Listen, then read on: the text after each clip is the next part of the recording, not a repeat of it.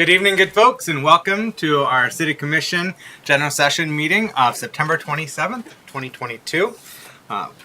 Before we get into our business, we will have a prayer and Pledge of Allegiance, which you're welcome to participate with us. But before we do that, if you do wish to speak tonight on an agenda item or at the end of our meeting, you're encouraged to fill out a public comment form. I've already received a few of them.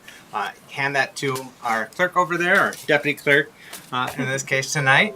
And please complete this, including your address. I will not divulge your address publicly, nor ask you to divulge your address publicly, but we do need it for our record keeping. And we will have comment on agenda items, and then we'll have general comment at the end of the meeting about any other topics. And so, without further ado, we're going to start with prayer. And do we have a pastor in the house? No. All right. We're going to lean on our faithful Vice Mayor German, who's always there for us when we need him. And so he's going to lead us in prayer, and then we'll follow that by Pledge of Allegiance. If you care to join us, please stand if you're so able.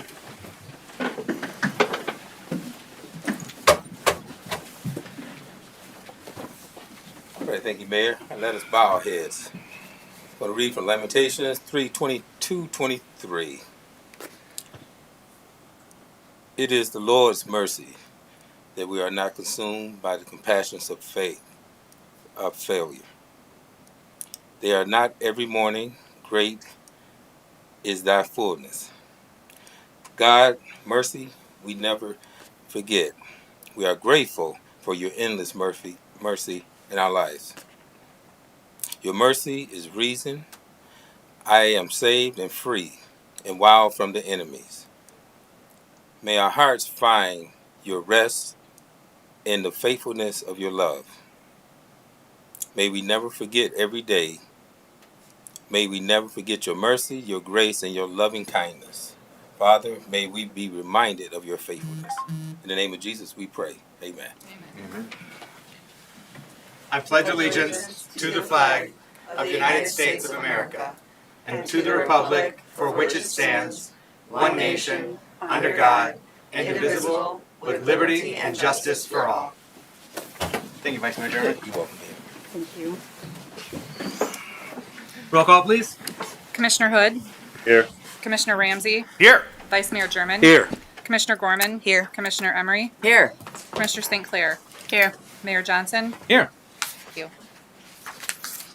Thank you. All right, Commissioners, you've had an opportunity to review the consent agenda. Are there any items that you wish to have removed for separate deliberation, consideration, and vote? If there are none, I'd entertain a motion. Motion to approve the consent agenda as presented. Support. All right, motion by Commissioner Ramsey, supported by Commissioner Hood, to adopt the consent agenda as presented. Any discussion? No? All right, roll call, please. Commissioner Ramsey. Yes. Vice Mayor German. Yes. Commissioner Gorman. Yes. Commissioner Emery. Yes. Commissioner St. Clair. Yes. Mayor Johnson. Yes. Commissioner Hood. Yes. Motion passes. All right. So we don't have any public hearings. We don't have any unfinished business. We do have some new business that we're going to delve into. But before we do that, I would like to move forward any other business and then public comment. So, Commissioners, do you have any other business to bring up at this time? No? All right. Then we're going to jump right into public comment. The reason why I'm doing this a little bit out of order is that the item under new business is part of our new city manager selection, and we're going to excuse our interim city manager for that conversation. So I wanted to get all the other aspects of the meeting done before she excused herself. So we're going to go into public comment now. You didn't have to wait too long. The first slip I received from Ann Vandermolen. I know you'd like to wait to the end. Would you like to wait to the end? I would. Okay. I didn't know if you meant public comment on agenda items. Oh no, we are already to the general public comment at the end of the meeting. This meeting tonight is going quickly. Yeah. So do you want to go right now, Ann? Or would you? Okay. Next up we have Jan Jacobs. Welcome, Jan. You have up to 3 minutes to provide remarks. Thank you very much. Good afternoon. My name is Jan Jacobs, and I'm here representing the volunteers of Muskegon County Animal Control, more commonly known to you as Pound Buddies. I have stood here before this group on other occasions, but my purpose today is to provide you with information that will hopefully help you understand what an asset our organization is to each of you and those you represent. I realize there are some of you who are here that will never care about a freezing puppy under a porch dying of parvo, or the half-dead dog hit by the car on the side of the road, or the dog who is tied to a tree, forgotten, starving because no one at home can afford dog food. I get it. We're not all animal lovers. And those of you who know me know I mean no disrespect when I say this. I'm almost 70, and I'm old enough to realize that we all look through the world on different lenses. What I will say to you is you all have constituents who have put you in those chairs, and many of them do care about those dogs. I know this because they call Pound Buddies when they see these things. They want us to take care of the dying puppy, they want us to save the dog hit by the car, and they want us to feed that starving dog. And we do. For those of you who are thinking, you have a contract with the county and they give you money to care about things like that, I would agree. And we are fulfilling everything we agreed in that contract, but so much more now. In a pre-pandemic era, I probably would not be standing in front of you. In a pre-pandemic era, our donations would be robust, our corporate partnerships would be very exciting, our grant opportunities would be plentiful, and our constituents would be healthy, happy, and financially secure. But we all know that's not the case anymore. Like every business, nonprofit organization, restaurant, hospital, and every household in the world, including each of us, we didn't see it coming. No one did. How could we? On March 11th, 2020, when the World Health Organization declared a pandemic, someone forgot to let the dogs know. On March 11th, Pound Buddies didn't close. We kept working to keep pets and families safe in Muskegon County. On March 11th, we began a journey to work harder than we've ever been called to do before. We did it because we had to. Lives were depending on us. I brought a few friends with me here today, and yes, we're here to ask you to consider granting a portion of the remaining recovery funds to Pound Buddies. In fact, we could use about $250,000 if granted, but we want you to know that any funds granted would be stewarded very wisely and appropriately. Every single day, this pandemic continues to have an impact on Pound Buddies. Now we're asking for a chance to recover, and each of you has a power to help us do just that. Please give us the opportunity to recover, give us the tools to grow, and join us in our efforts to be an organization we can all continue to be proud of. Thank you. Thank you. Appreciate you joining us tonight, and thank you for the work that you do. Lynn Jodzik? Thank you, Lynn Jodzik. Welcome. You have up to 3 minutes to provide remarks. Hello, my name is Lynn Jodzik, and I'm here representing volunteers of Muskegon County Animal Control. I would like to share some interesting statistics with you about Pound Buddies. In 1998, Muskegon County Animal Control took in 4,124 dogs prior to us getting involved. That represents the large number of dogs that were wandering the streets, lost, abandoned, or neglected at that time. As of August 22, Pound Buddies will have taken in 1,006 dogs this year, indicating our efforts to reduce the number of unwanted animals through spay and neuter programs are definitely working. In '98, the number of pets returned to their owners taken in by Muskegon County Animal Control was 16% that year. As of August 22, Pound Buddies will have returned to their owners 49% of dogs taken in, indicating our efforts to identify dogs and broadcast lost dogs is working. In '98, 65% of dogs taken in by Muskegon County Animal Control were euthanized. As of August 22, the rate is 8.7%, dramatically different. It shows that a no-kill shelter, which is a very unusual as a municipal shelter, it indicates the work that we're doing here in Muskegon County.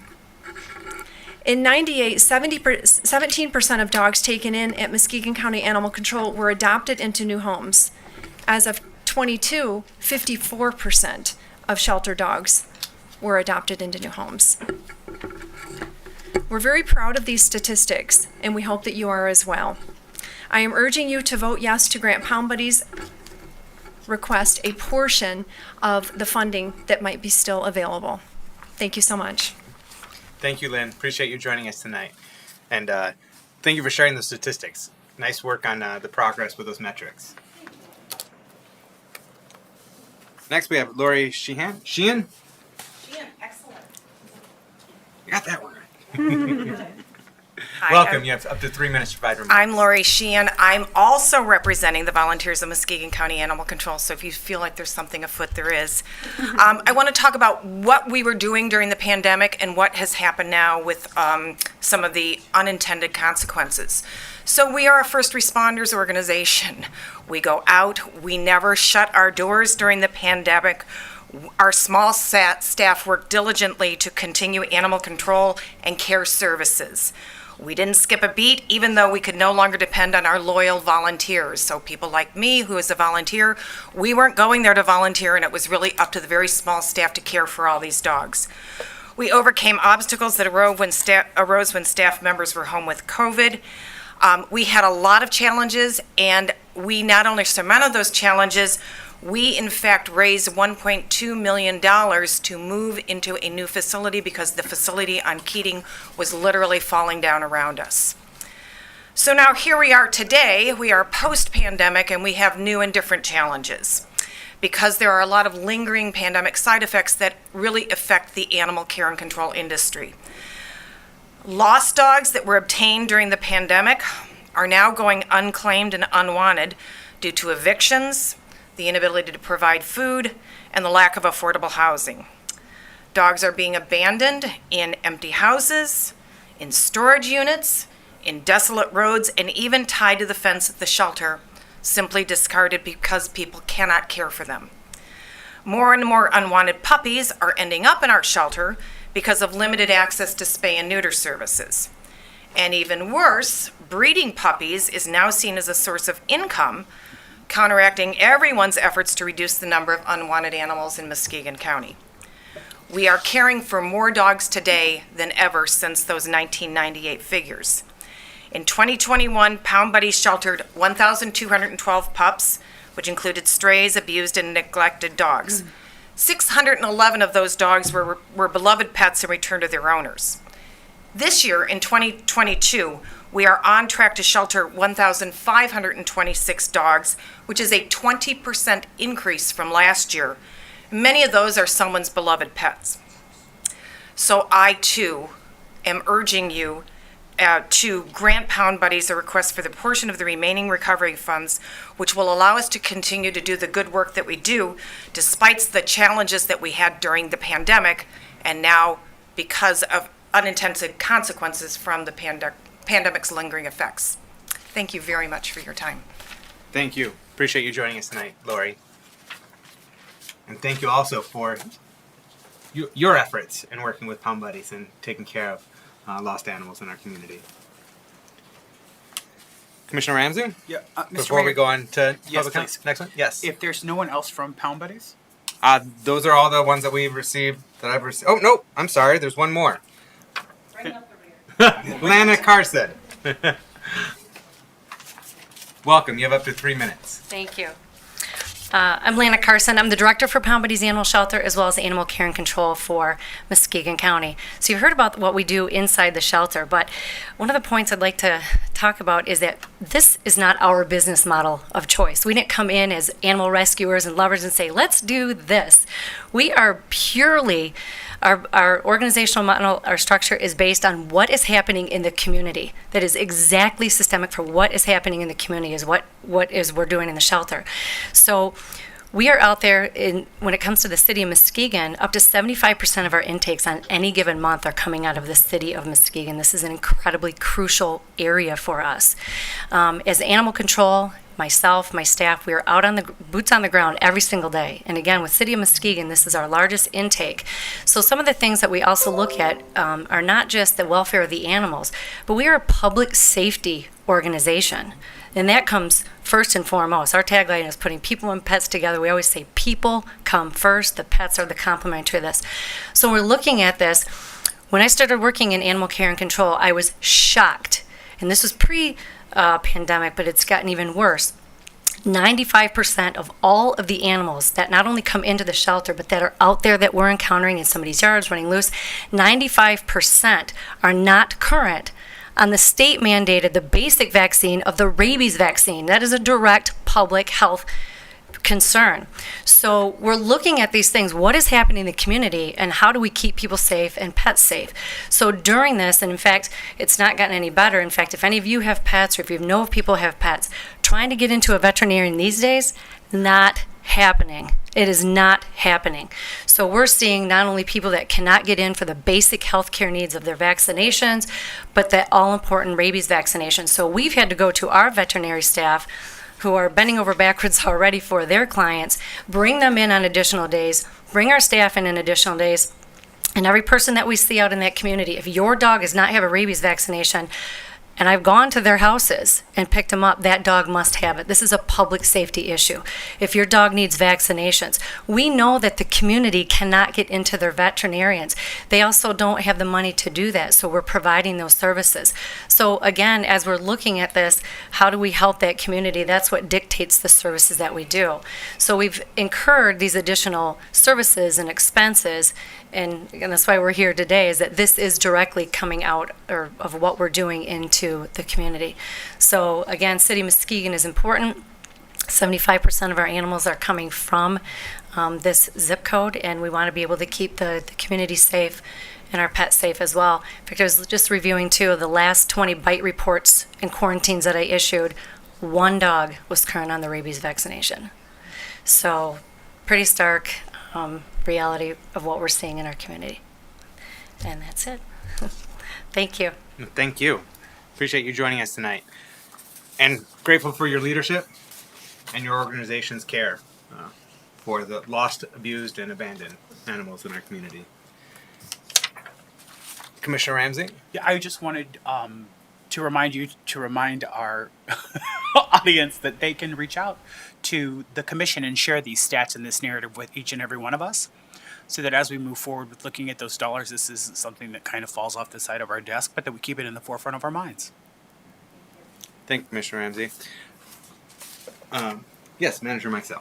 I guess I would just like to add to that, that typically if staff is contacted by nonprofits that are looking for funding through the city's stimulus funds, we're asking that people put written proposals together for us, and we will reach a point that we would present all those to the commission. Are we, in that regard, because the Commission had previously discussed the potential of having additional grant dollars for nonprofits and agencies and organizations in our community. We had come to a specific dollar amount that we want to have set aside for that, but there was some interest or appetite in setting up that kind of program. Is it still in progress that we're going to be launching it at some point? It's here's the process to submit an application. Here's the criteria that we're going to be evaluating them. Is that forthcoming? And just interestingly, we did have on the agenda tonight discussion about allocation. Well, in a previous version of the agenda, discussion of allocating a considerable amount of our remaining ARPA dollars for various different capital improvement projects in our park system. We decided just to pause on that for a bit longer. In one regard, because we previously talked about throughout this year that we're not going to be quick to allocating every single penny of what we have for ARPA dollars, because we're proactively working to identify additional grant dollars that are out there with the state and the feds, so we can figure out what we can capture there, those unknown dollars, capture those first, and then use that to help inform where do we fill the gaps with the known dollars that we have remaining. So could you maybe speak a little bit as to what the outlook is with regard to that portion or that program relating to the nonprofit grants or additional supports for nonprofits in our community? Sure. The ARPA strategy team continues to meet. I think that we might even have another meeting on the calendar in the near future. So yes, our plan is that we would likely work with the community foundation to come up with a program that would outline the process that people would follow for requesting funds. We would present to the commission this outline, the application, and then a scoring mechanism so that we would have a team at the city, the staff that would review all the applications and score them and then make recommendations to the commission for their review and determination on which nonprofits to choose and how much money to award. All right. Thank you for that update. Sure. And I do know, and I don't know the nitty gritty of your contract, and I know that the county I know they haven't made a determination yet, have they? I know they're evaluating it and considering what kind of contract to renew. I'll have to take a look at that because that will just help me better understand the relationship the county has with your organization and maybe what shortfalls there might be, just for my personal edification and understanding. So thank you again for joining us tonight and the good work that you're doing. Next up, public comment. Ann Vandermolen. I see we had a couple of people just arrived. We are in general public comment right now. So if you're wishing to give public comment, please fill out the form and hand that to our deputy clerk. Thank you. We have Ann Vandermolen joining us from Roosevelt Park. Welcome. You have up to 3 minutes to give remarks. Okay. All right. One of the most important things that we're supposed to do in life as adults is to try to raise the next generation as best we can. As adults, I believe the most important thing we need to do in life is to raise children with love and try to keep them try our best to keep them safe. I've been trying to get the attention of many of our lawmakers because I want to see some new laws passed. I don't know what Hillary Clinton's book, It Takes a Village, is all about, but in my opinion, raising healthy and healthy-minded children does take a village. We all need to watch over each other and call each other out when need be. I believe, children can't just drive to the doctor whenever they want. Most children can't even get themselves a glass of water. I'm going to read a few texts that a mother wrote to me on behalf of her child. In these texts, you'll clearly see that the child is reaching out to me because she loves me and trusts me and looked to me for her safety. Saturday, February 20th, 2021. She wanted to know when Annie will be here. What time are you planning on? She said she's the luckiest kid ever because I was going to see her. Thursday, March 19th, 2020. They sent me a picture because she wanted to see, have me see how she wrote her name. She said, she loves you. Thursday, August 15th, 2019. She wants to see you guys. We're going to the store tonight. Would you guys hang out with her for an hour or so? In that last text, her mom didn't know it, but the reason this child wanted to come and see me is because she wanted my help. She wanted to see me, but she also wanted to tell me something. When we were on the floor doing a puzzle and her parents were sitting on the couch, all of a sudden this child blurted out something. That was 2019. It took me 2 more years and another concern I had to finally make the decision to call CPS. They did their job, but I was never interviewed. Maybe I overreacted, but I thought I was doing the right thing. By calling CPS, I tried to give her a voice, but by CPS not interviewing me, they took my voice away, and therefore they took her voice away. By being brave enough to speak out, that child is my hero. We need to give children more of a voice. There are some laws that we need to adopt in Michigan. We need to give children more of a voice. Thank you, Ann. Appreciate you joining us tonight and sharing your story. All right. Is there anyone else that wishes to give public comment? We do still have an agenda item, but we just did a little bit different order. But is anyone else wishing to give public comment tonight before we move on to our final agenda item? No? All right. Thank you for being with us tonight, Manager Mike Sell. You're welcome. I appreciate you excusing yourself for this next item. Of course.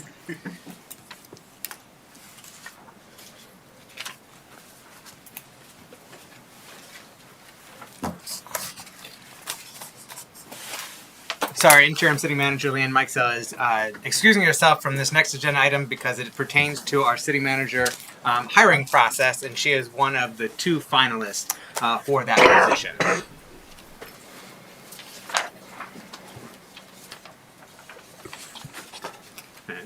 You're welcome to stay or go. If you want to get on with your night, you want to have some dinner, we will not be bothered by your departure, but we appreciate you joining us tonight. Take care. All right, commissioners. So, at our last meeting on this item, or this matter, we had decided that we wanted to do another round of interviews with the 2 finalist candidates. And so we've conferred, our legal counsel and our city clerk has conferred with Michigan Municipal League on this, our representative there, Joyce Parker. What had been communicated to them was to have questions focused on, for them to come up with questions focused on 3 areas primarily. One of which was diversity, equity, and inclusion, DEI. Another one was on community engagement.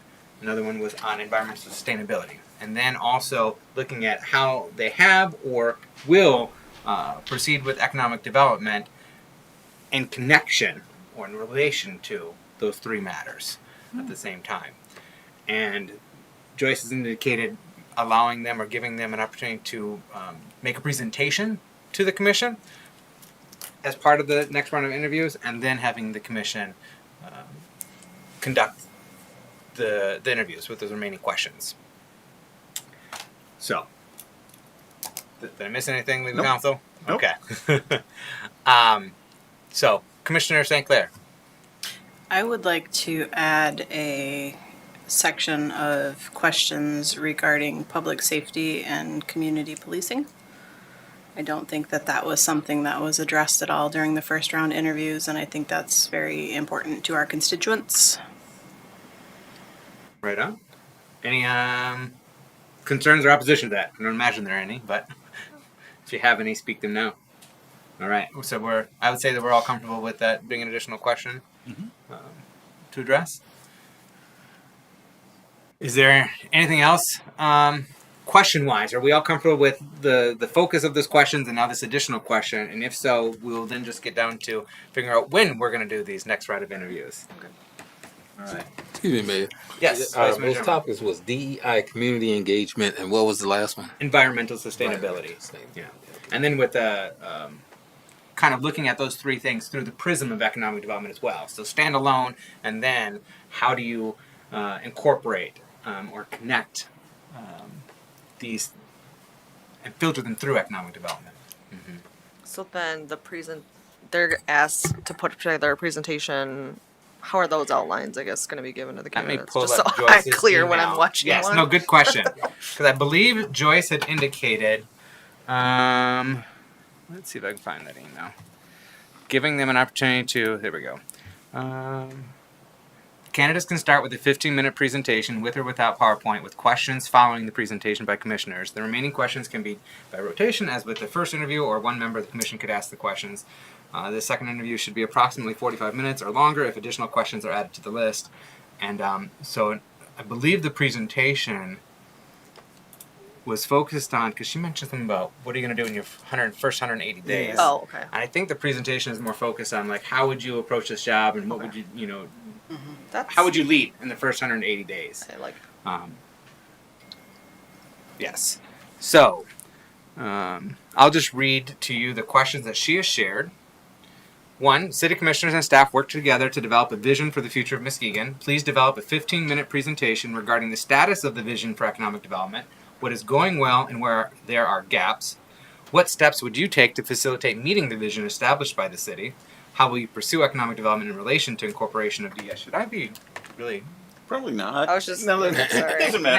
As I'm getting into this, I'm like, should I really be reading these questions out loud? I'm not sure these questions are going to But make the final but this cut. part they're going to know in advance because they're going to do a They're presentation. gonna- So I'm not going Right. to read the next questions, but I'm going to finish this one. What steps would you take to facilitate meeting the vision established by the city? How will you pursue economic development in relation to incorporation of DEI, community engagement, and environmental sustainability? So they already know, because this is a public meeting and it is live streamed, they already know the focus of our line of questioning, so that's no surprise there. They know there's going to be a presentation. Joyce is going to communicate that as well. So I will refrain from the exact verbiage of the subsequent questions, though, that Joyce and MML have crafted for us. But they understand the themes that we're getting at. Commissioner Ramsey. So I have a couple of questions. I know that we were talking about the questions, the filters that we were going to use, and I feel like we've passed on from that with Commissioner Gorman's questions, so I'm going to ask my questions. Will we have both of the interviews in person? I know that they'll be the same, but will they both be in person? Will there be, and this is kind of me being selfish, will there be a resource available to either of the candidates should they have questions about this sort of high-level direction of you have to prepare a 15-minute presentation and PowerPoint, if you want, that addresses all of these things, right? Like, that's a big bucket. And I want to thank Commissioner St. Clair for bringing up public safety. Yeah. And I'll chastise the rest of us because we didn't think about it. But is there going to be a resource so that if they have questions, they can get a clear answer? Or I wouldn't want anyone to go into this presentation spinning because it's not going to translate well. And we know that both of these candidates we enjoy. And so whatever we can do, if it was me, I would take that and chew it till all the flavor was gone and then stick it in my hair. And I want to make sure that they have an opportunity to ask questions if they have them. That would be our MML representative, Joyce. Okay. If they have any questions, they would. So pose then them MML, to- because that's to my Joyce actual and question, MML. is MML involvement, question mark? Yes. And you said that she provided us with a question, so I assume there was a certain amount of it. And MML will be present as well. Wonderful. Yes. So Score. they'll be present and available both during an interview and prior to it if there are any questions by the candidates. Good. Perfect. All right. Now the question is, what we need to further decide is when are we going to hold these interviews? We want them to be back and back. I'm suggesting just because I know that Fridays tend to work better for members of this commission. And so I want to suggest this and hear your feedback as the possibility of late afternoon, Friday, October 7th. Looking at like 3 or 3:30 time, so towards the end of the day. That way the candidates have ample time to do those presentations and ask questions beforehand. And then the public has ample time to be aware of this second round of interviews. And candidates also have time to make adjustments to their schedules as necessary to accommodate these interviews, and commissioners at the same time. But I've heard from a number of commissioners in the past that Fridays tend to be best. So what are your thoughts? Vice Mayor German? Yes, thank you, Mayor. Yeah, that definitely works best for me. I hope it works good for everyone else. So, yeah, I'm open to the 7th and available actually on October the 7th as well. Okay. Same. What time are we talking, Commissioner St. Clair? Thinking like 3:30 or 3. I mean, 3:30 we could be out of here by 5 or just shortly after 5, like 5:15. Don't pretend. Can I ask a Potentially. question? Mr. Mayor, Yes. do you want to move that up a little bit and then try and For decide deliberation. Oh right yes. after those Yeah. 2 interviews? So, I support that. no. That's 3 o'clock. Or even sooner. I mean, I'll have to make an adjustment in my calendar if we move it sooner, but that's fine. I can reschedule. We're talking about October 7th, right? October 7th. Yeah. Oh, I yeah. just made an I'm good all appointment day. yesterday. Yeah, me too. All right. So we want to move it up even earlier than 3? Whatever. I'm 2:30? just saying that I am available for whatever else we need to work around. Okay. I So- can commit. If we do 2:30, then that gives us about an hour and a half, a little more than an hour and a half to do the interviews, and then it'll give us, if we want to be out by 5-ish, then it'd give us up to an hour for deliberation, if we're going to make a decision. So 2:30, Works for everybody? All right. 45 minutes each. The expectation is 45 minutes each. Joyce may want to go a little bit longer because we're adding another question to it, so maybe we'll end up saying 50 minutes. Okay. So that was But yeah. 2:30. So we're going to go 2:30 Friday, October 7th. Everyone's good? Yep. Everyone's good. All right. We've got that squared away. I'll communicate with Joyce. All right. Yes. So legal counsel will communicate that with Joyce, our rep at MML, who will then relay that to our candidates. And I suspect one will hear that sooner than the other, because she may still be in the building. Oh, valid. The other one might be watching on the Zoom. Oh, that's Right. true. We are live streamed. They If I may was be in watching on the Facebook. process, I would be. So anyhow, all right. Well, I'm going to give one last opportunity for public comment. If anyone in the audience has a burning desire to address the commission still tonight. No? Yes. Welcome, Maria, joining us from the Jackson Hill neighborhood. And you have up to 3 minutes, as you know the routine. You're not a newcomer to these chambers.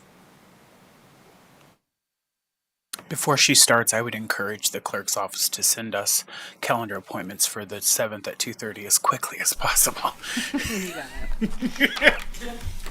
Welcome. Hello, everybody.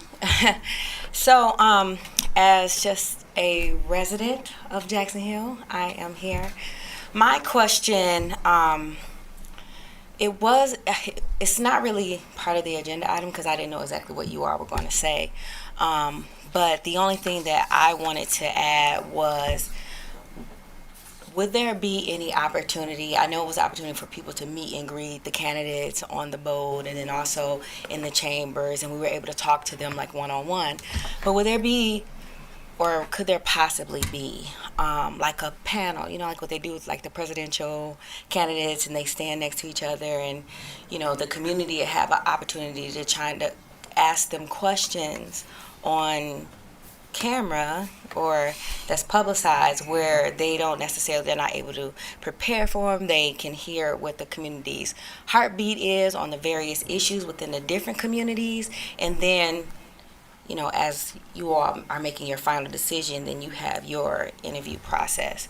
I didn't know if that was like an option in between time, because it seems like it's like a couple weeks between that today and the next meeting, if that could be something. Because I know like I had different questions and I asked them, that's one-on-one, but those things could be important to other people too. And I'm sure that other communities, they might have things that they want to say too, and they would like the opportunity to say it like on an impromptu type basis in front of them, and see how they are under pressure and how they deal with the community, because that's a little different than dealing with the council. That's it. Thank you. Thank you. So we had if you want to weigh in at all, legal counsel, we had previously discussed the possibility or prospect of having questions from the general public. So we did, as Ms. McIntosh indicated, we did have a couple public engagements in which members of our community could individually speak with candidates and pose questions, but it was decided not to, it was advised not to have public line of questioning for various different sensitivities and legalities. And so that was not how we pursued this interview process. However, the public is welcome to submit questions or line of questions that they would like to be addressed to the commission or to our city clerk. And so if we have an opportunity to add additional questions, that can be considered. And so as I've been communicating, the public can reach out to the commission or our city clerk, and that would be cityclerk@shorelincity.com to reach her office directly. Just clerk. Just clerk. Yeah. Just clerk@shorelincity.com. Or you can contact all 7 members of the city commission at commissionall@shorelincity.com. Commissioner Ramsey. Mr. Mayor, if it's not too far out of line, I would also think that maybe we could encourage our city clerk's office to make a social media post that includes the line of questions or the filters that our candidates will be using to present to us. So the 3 that we had, and then with the new one of public safety. So that way, if they have questions around those specific topics or also want to use those as a filter, maybe that their questions would be a little more pertinent to the conversation we'll be having on the 7th. and that might help to guide some of that in a way that will keep it easy enough for us to try to address as many of them as we can without going too far out of scope. Yeah, I think our clerk's office can handle that. They've been providing updates, making posts and updates throughout this process. So I could see them giving notice of this next interview process and line of questioning and who to contact if you want to weigh in. Wonderful. And then also be present because it is open to the public. Oh yeah, come on down. And we will have public comment as well. It's a public meeting. There will be public comment. So, any final thoughts, commissioners? Or questions? All right. Then I would welcome a motion to adjourn. Motion to adjourn. Support. We got a motion by Commissioner Ramsey, supported by Commissioner St. Clair to adjourn. All in favor, please indicate by saying aye. Aye. All opposed, same sign. We are adjourned. Thank you. Take care. Be well.